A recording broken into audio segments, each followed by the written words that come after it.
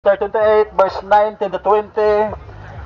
nga nagasilay si Kristo gani kadtuon ninyo ang tanan nga tawo sa bug-os nga kalibutan kag himuan sila nga akon gintuton-an kag bautismuhan niyo sila sa ngalan sang Amay, sang Anak kag sang Espiritu Santo. Kag tudloy sila sa pagtuman sang tanan nga ginsugok sa inyo kag magaupod ako sa inyo tubtob sa katapusan sang kalibutan. Ini mga kautoran, yari kami subong para maghayo ng salita ng Panginoon parte sa kaluwasan, paginulsol, pagtuo sapagkat ang salita ng Panginoon importante sa lahat, mas importante pa sa kwarta, sa kayamanan, sa butang diri sa kalibutan, kay ang pulong sang Dios dire naton makita ang kaluwasan, dire naton makita ang word ni God nga naghatag sa aton sing encouragement, sing instruction, warning, kag ang Diyos mismo naghatag sing promise nga makita naton sa Biblia. Ang pulong sang Diyos mga kautoran naghatag sing laygay sa bawat isa sa aton para kita maghinulsol sang aton mga sala. Gani nagasiling sa Revelation chapter 1 verse 3 mga utod na mapalad yung nakikinig, mapalad yung bumabasa, at mapalad yung tumutupad sa kalooban ng Panginoon.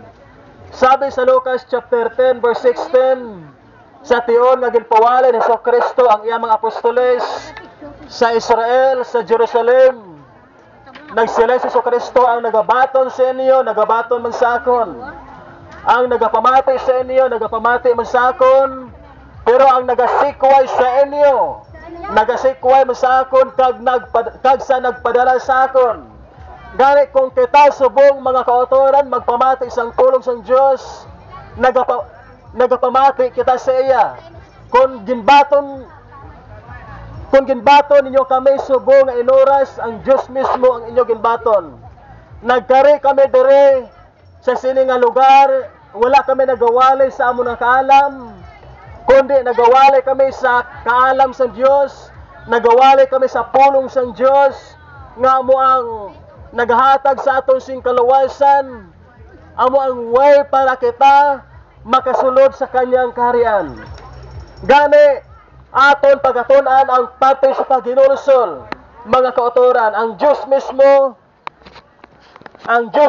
subong nga inadlaw nagapanawagan sa bawat isa sa atin na dapat tayo ay magsisi ng ating kasalanan samtang may tion pa,